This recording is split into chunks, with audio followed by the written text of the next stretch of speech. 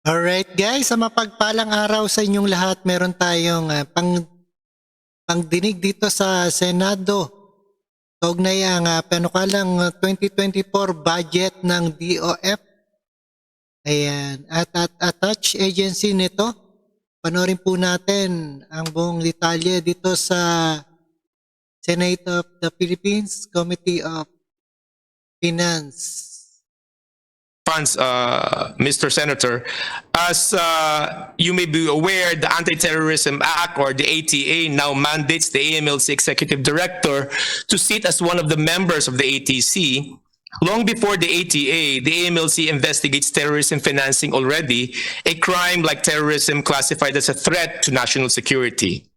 Investigation involving terrorism and terrorism financing are heavily reliant on intelligence, making the investigation thereof unique compared to other financial crimes like money laundering.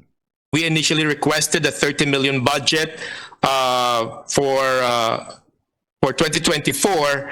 Upon further assessment and review of existing policies and guidelines, we deem it necessary to increase the confidential fund of the AMLC to 50 million pesos, Mr. Senator.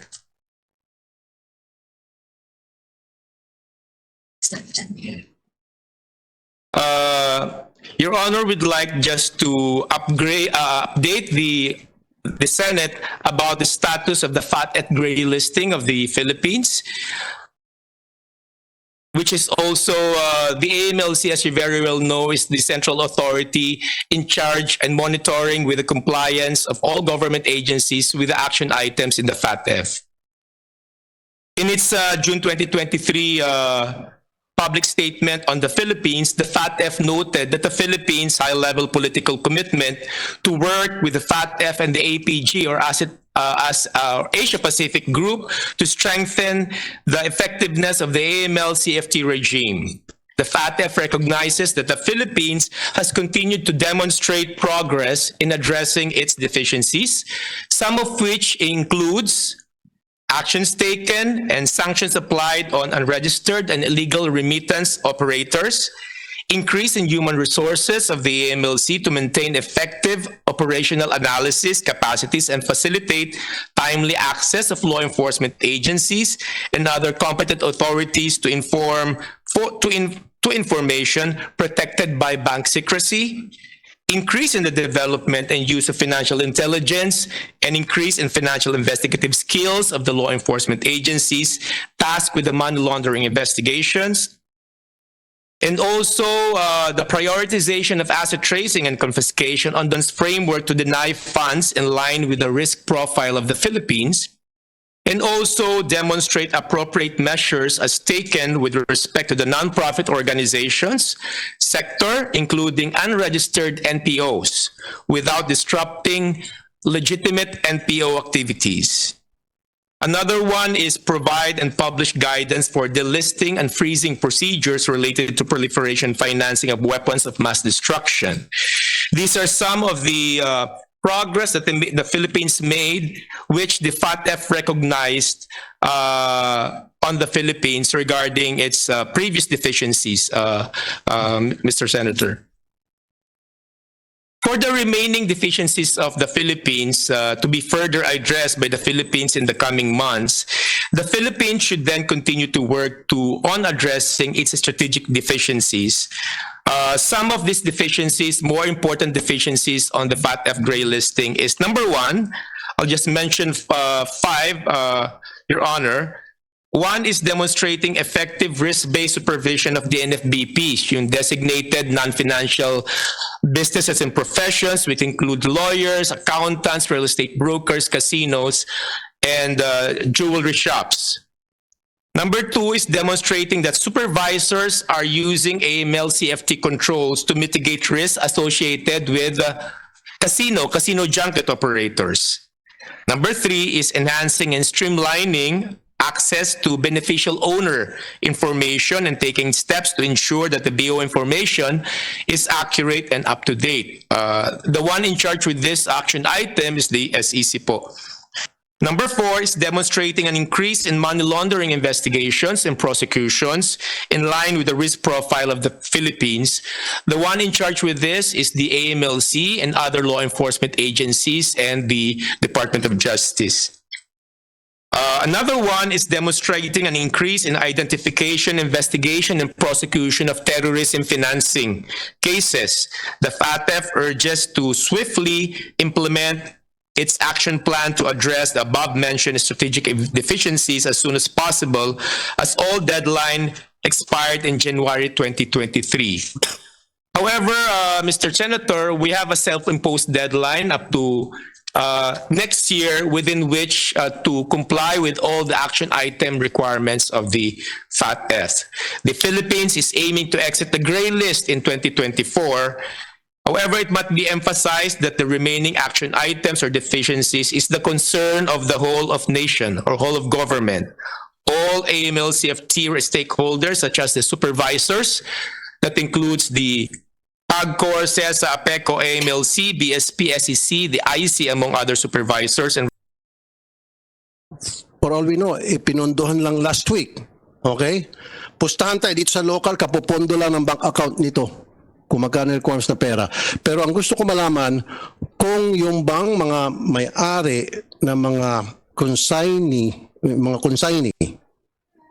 kung meron ba silang ipinapakita sa inyo na mga tax returns for the past 5 years to show na yung 10 million na pinanggagalingan niya ay legit dahil taxpayer sila at minegosyo sila. Minegosyo sila at taxpayer sila. Now, ang tanong ko, meron ba ganun kayong ginagawa na dapat i-require nyo ang lahat ng consignee na mag-submit at least 5 years of tax return from the BIR to show na talagang hindi sila house show at meron silang capability na magparating ng mga kargamento at hindi sila illegal? Sir, for information, income tax return is a requirement. Hanggang ilang taon? Kasi sir, yung pagpipresenta, ako po ipupusta, papaputol ko ng mga daliri ko ngayon, hanggang 1 taon lang hinihingi nyo. Hindi kayo humingi hanggang 5 years. Kasi yung 1 taon lang hinihingi nyo income tax return, nagagawa ng paraan yan, kung may mga taga-BIR dito, kasabot ang mga taga-BIR, nakakalusot. Kaya ang tanong ko, meron ba kayong 5 taon na income tax return ni-require sa mga consignee, pati yung mga nag-open ng mga brokerage? At yan ay BIR, kan talagang totoo, legit, yung mga income tax return na sinasubmit ng mga aplikante para magkaroon ng consignment. Para maging consignee. Dahil kapag sinabi mo, oh, I need those lists and give it to us. At gusto ko manumpa ka muna bago mo ibigay sa aming listahan. Sir, you only allow 1 year submission, sir. Exactly. Yes, sir. Why not 5 years?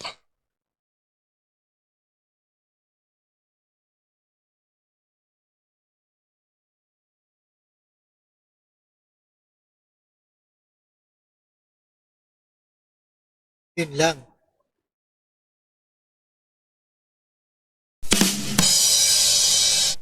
So from now on, mahirap ka sumagot, ayaw na kitang mapahiya.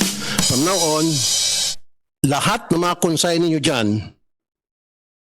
itingnan nyo kung sino yung napakaraming may parating na makuha na ng mga kargamento, high value goods. Linisin nyo po. I-require nyo lahat ng mga consignee na ito na pumunta sa inyong harapan. In person, physical. Pumunta sa harapan ninyo, bit-bit yung kanilang income tax return for the past 5 years, bit-bit yung kanilang bank accounts na merong papasok in and out, deposit and withdrawal. Do that. When you do that, trust me, baka hindi lang 50% ng smuggling, mababawasan. Baka 100% pa. Of course, meron pang kududugtong. I don't know, siguro alam mo na ito o baka hindi mo pa alam. Halimbawa, si smuggler na Juan, gusto niya mag-smuggle. All he has to do is, magbubukas siya ng isang brokerage na legit.